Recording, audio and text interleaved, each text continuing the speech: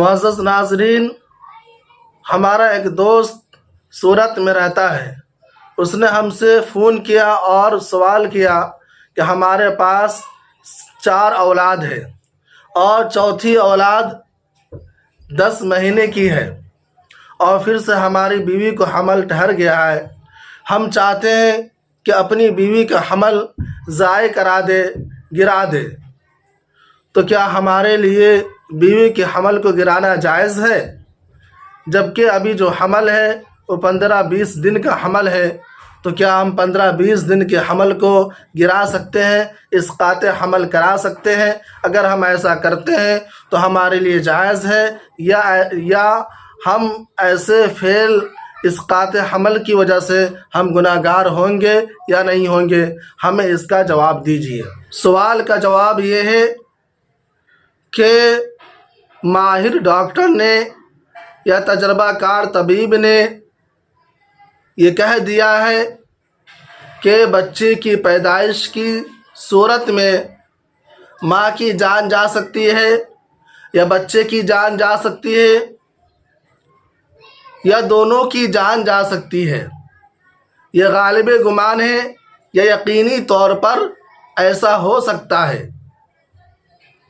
یا ڈاکٹر نے یہ کہہ دیا کہ ماں کا بدن کمزور ہے، جسم کمزور ہے، اب 4 بچے کے بعد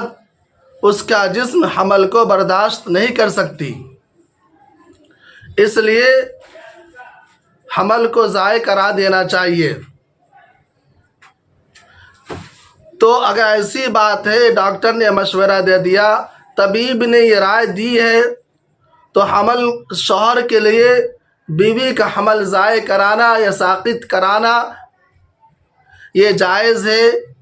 شریعت اس کی اجازت دیتی ہے۔ اور یہ صورت اس وقت جائز ہے جبکہ حمل 4 مہینے سے پہلے کا ہے، 1 مہینے کا حمل ہے، 2 مہینے کا حمل ہے، جیسا کہ اس شخص نے سوال کیا ہے 15-20 دن کا حمل ہے، تو 4 مہینے سے پہلے کا حمل ڈاکٹر اور طبیب کے مشورے سے ضائع کرا سکتے ہیں، گرا سکتے ہیں۔ لیکن اگر حمل ٹھہرے ہوئے 4 مہینے گزر گئے تو چونکہ 4 مہینے مدت گزرنے کے بعد حمل کے اندر جان آ جاتی ہے، روح ڈال دی جاتی ہے، اس لیے 4 ماہ کی مدت ہو جانے کے بعد کسی بھی صورت میں کسی عذر کی وجہ سے بچے کو گرا نہیں سکتے،